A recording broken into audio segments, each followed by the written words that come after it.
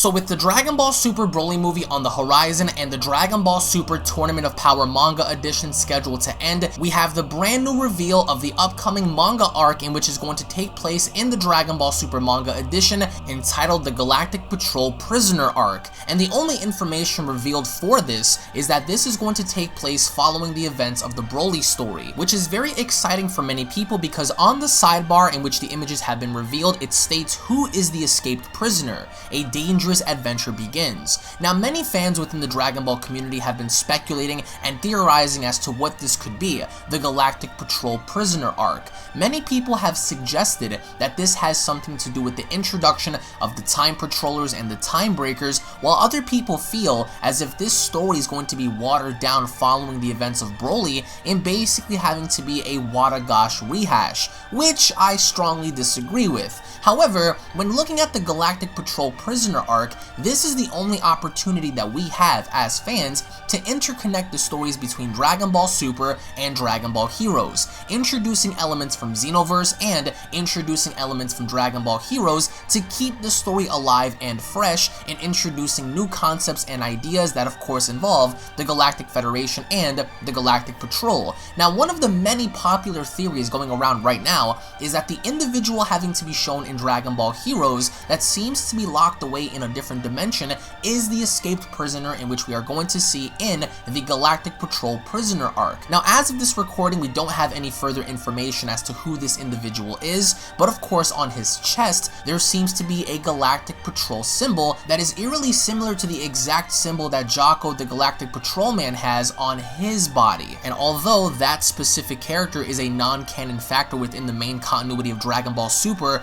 they could always introduce a similar elements to the exact character in which we have seen, to where he is isolated in his own void, away from all life, just as we've seen in the Dragon Ball Heroes trailer. And it's very ironic how out of all individuals that we've seen, this specific character bears that of the Galactic Patrol symbol on his chest. Now again, this could be a misinterpretation. He could be a good guy for all we know, even though he does not appeal to be that way. I do feel like such a character like this would be a great idea in the fact that he does seem to be sealed away in some remote part of the universe, and having him escape would be a great idea in the fact that we get to finally see an entity that was kept away for so long having to make some sort of reappearance or reintroduction within Universe 7, which would give more of an incentive for Beerus and Whis and everyone else to be involved in this. Even though this is mainly a Galactic Patrol problem, it would be suitable enough to see Jocko and the Federation have such a difficult time against someone so strong that they ultimately require Goku and Vegeta to assist them in order to further contain the problem before it escalates in endangering the entirety of Universe 7. However, over on the other hand, a lot of fans within the community have speculated that perhaps maybe this could be the re-entry and reintroduction of Bojack in Dragon Ball Super. Now, as we've seen prior, Bojack is a space pirate, and although it would make sense for Bojack to be a deciding factor in Dragon Ball Super, the likelihood of him actually being canon or a main canon character within the Dragon Ball Super series is very slim. I would have to say slim to none, even though his backstory would make sense, especially with the revamping of Broly. They can ultimately do the same thing for Bojack. If Bojack were to be a deciding factor in having to be some kind of space pirate set free by the hands of Frieza or by the hands of some other individual, then it would ultimately further the narrative in having Bojack actually be a deciding factor in the show. But then again, you would have to write Bojack in such a way to where he indefinitely stands as a threat in comparison to Super Saiyan Blue, which I personally disagree with. Even though it is highly probable for them to do so, I don't think the concept of Bojack would actually make sense, considering the fact that they would have to write him in such a way to where he is comparable to Goku and Vegeta, despite even their god forms having to take place after the Tournament of Power and the events of Broly, which we know that Goku and Vegeta following those events have become significantly more powerful than how they ever have before. So I don't think that this has anything to do with Bojack or anything Bojack related, but it would be a cool concept to see Bojack return in Dragon Ball, especially in Dragon Ball Super. Now, another one of the most popular theories going around is that Cumber could be the person that would make his Dragon Ball Super debut in the form of the escaped prisoner. However, there is a small problem with this, and that's, I don't think that Cumber would fit the narrative of being the escaped prisoner hunted down by the Galactic Patrol, because Cumber has an entirely entirely different story as seen in Super Dragon Ball Heroes. So for them to include Cumber would mean to retcon his entire story, and maybe to an extent retconning his power, in which we've seen how strong Cumber is in Super Dragon Ball Heroes. And even though it would be a far stretch, it would be kind of cool to see another Saiyan be introduced, but the only problem for this is the fact that we just got done introducing another Saiyan, that having to be Broly. So I don't think that Cumber is going to be a factor in Dragon Ball Super at all, if anything ever. So with Cumber having to be a thing in Heroes, I think he will only remain to be a thing in Heroes, but not Dragon Ball Super. Being that, of course, we just got done facing a Saiyan, so essentially what would be the overall purpose of introducing yet another Saiyan if we just got done facing one legitimately just an arc ago? Now, when looking at this arc and the potential for this story, I really do hope that we see an enemy that actually is evil, instead of having to have someone become neutral by the end, because we've seen too much of that in Dragon Ball Super. And I got my friend Daz on here, in which we are going to talk about this a bit further, but I just think that having to introduce someone of a different caliber, someone that really has no remorse, someone that lacks empathy, and someone that really is powerful in his own right should be introduced, in comparison to someone that's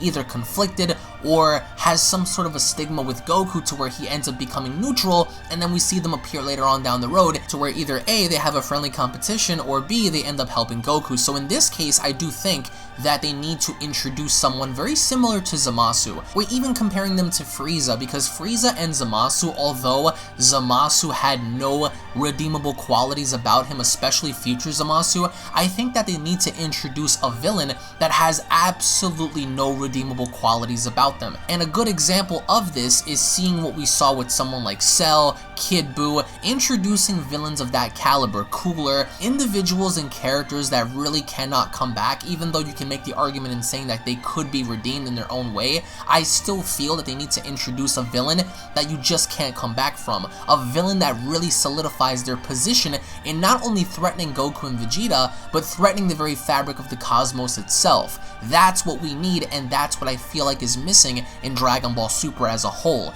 is lack of villain buildup and lack of character development within the realm of having an antagonist versus a protagonist, in this case two of them, Goku and Vegeta. But needless to say, Daz, welcome back on the channel. I wanted to get your thoughts as to who you think the antagonist is going to be in this upcoming manga arc, which hopefully down the line we see a anime adaptation from what's going to be told in this manga chapter. So when looking at everything having to be presented, what are your initial thoughts as to what you think they are, what you think the key points could be in seeing these new enemies? Do you think that perhaps it's someone that we already know or seen before, or are these going to be entirely new characters being introduced, the likes of which we've never seen before? So, firstly, I just wanted to point out the fact that since it says jailbreak and not escape, then that implies in context that somebody had to be involved with breaking out said prisoner.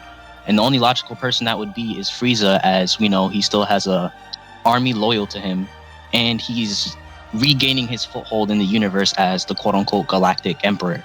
And Frieza being involved with this prison break would make sense to me, because let's say, for instance, you know, Jocko and the Galactic Patrol, they end up finding out that, you know, one of their most dangerous, quote-unquote, most dangerous prisoners have escaped, and I could see Jocko getting the hunch that, oh, maybe Frieza is involved with it, because, you know, back in the Broly movie, at the end, we see that Frieza said the events with Goku, Vegeta, and Broly, their fight, had led to interesting developments. But as he said that, he was in the middle of actually conquering another world, in which was described to be like a Star Wars-like scene. So Jocko having a hunch that it's Frieza, knowing that Frieza is, you know, somebody who they consider somebody very threatening to avoid, because, you know, any mission involving him is considered a suicide mission. So Jocko most likely would probably opt for Goku and Vegeta, which would make sense, as, you know, which would explain their involvement within this arc, because, you know, it just wouldn't be right to just be like, oh, let's just throw Goku and Vegeta in here. No, there has to be a reason. So I can see Jocko opting for Goku and Vegeta to join, as he knows that only those two are able to combat Frieza. As, you know, in Resurrection F, he actually witnessed that go down. So it'd be pretty interesting for Bojack, as he's a space pirate, so that would add more lore to the whole universe of Dragon Ball. But at the same time, since we already had another character rehash being Broly, I wouldn't want another rehashed character immediately after. I'd rather a new original character that's brand new, with new lore, with the new story, and whatnot. So yeah. And another thing I like to point out is just how the Kaoshin that Majin Buu absorbed 5 million years ago, hence why he's fat. The main reason why I believe he's involved in this story, well, not necessarily, you know, in the current, but in the past, is that it's a flashback that could potentially, you know, reveal the origin of the Galactic Patrol, whatnot. Like Uchiha said and others said, in, you know, on our server, they said that maybe the events of Majin Buu all those years ago could have sparked the, you know, the creation of the Galactic Patrol, because, you know, their purpose is to scout out the universe or the galaxy of any threats and put a stop to them. I really like the concept of Frieza having to be involved in this somehow because, spoiler alert, we understand that Frieza is going to be heavily involved in Broly's influence to fight Goku and Vegeta, Broly's influence on becoming a Super Saiyan, all of that good stuff, and by the end, we know that Frieza does survive, and we see kind of like a Star Wars galactic battle happen, and it really wouldn't surprise me if Frieza was the one behind freeing this prisoner or doing something behind the scenes to where it further causes this individual to be set free. But I think that with Frieza's character alone, and I am going to be talking about this on a separate video, I think that Frieza is going to be preserved and be ultimately kept away and saved for something bigger down the line, whether that be a definitive rematch against Goku, whether that be Frieza having to discover something that Goku and Vegeta have not known before. It's unknown at this very current point in time, but Frieza is being kept away for a very big reason, and I think that Frieza ought to remain that way, and following the fight with Broly, he ought to remain in the shadows somewhere else doing his own thing. So for me, I don't want to see him involved in this, but it would be a cool concept to see Frieza once more be about and going about his dirty ways and trying to do things behind the scenes to further cause problems, because that's what Frieza's character is. He is an instigating manipulator, as we've seen prior to Broly and everything that's transpired in Dragon Ball Z and Super. So I think that for that, they ought to keep Frieza away and allow this person to break out or do their own thing by themselves instead of needing the crutch of Frieza to assist them. But I think that if Frieza is being built in this story as being one of the main enemies, then preserving him in such a way would be neat and it would be logical to do. But I think, to me, Frieza ought to be kept away from this until he decides to return down the line, to where once more we see him challenge Goku to a fight, and then maybe from there we see the total annihilation of Frieza. However, going back to Bojack, I don't think that Bojack is going to be a factor for me. If it's not Cumber, which I don't think would make sense given his Super Dragon Ball Heroes background, or the entity that we see at the end of Super Dragon Ball Heroes, the trailer, I want to see someone new. I want to see someone that has the willpower to kill. I want to see an entity, a demon, a Makaioshin, or whatever it is that they introduce, be on a level to where it's not only a threat to Goku and Vegeta, but the very macrocosm of not just the universe, but the entire multiverse as a whole. We need an enemy be introduced to where they don't just threaten mere mortals, but they threaten the entire fabric of existence. That's what I feel would be a good or suitable enough scenery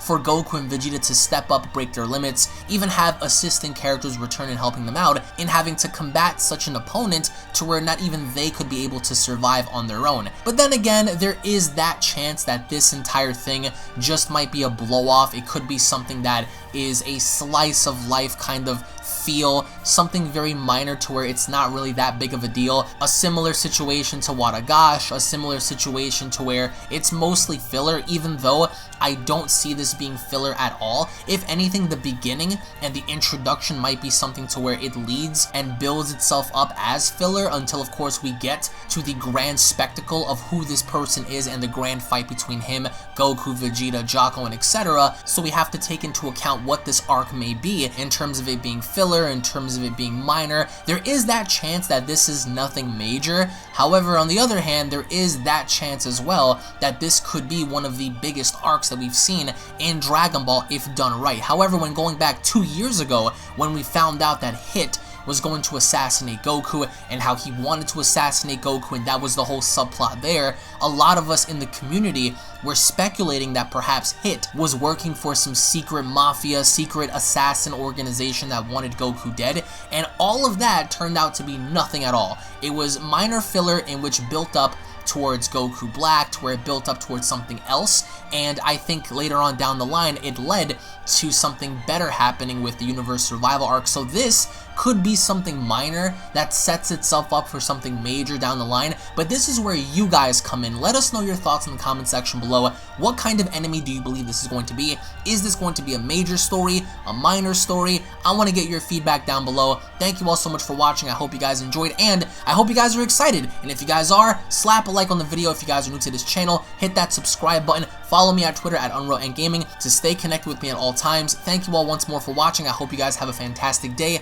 Check out my previous videos, and I'll be seeing you all down in the comment section below. Have a great day, guys. Peace. This is the Galactic Emperor of the Universe, and of course I'm here to tell you to subscribe to UnrealEntGaming and all his social media platforms. Also, don't forget to turn on notifications so you can be the first to know every time that he uploads a new video. Oh, did someone say UnrealEntGaming? Oh my god! The fuck, Zarbon? Put on some clothes! Well, why don't you put on any clothes? What? I don't need clothes, but Jesus Christ, that's huge!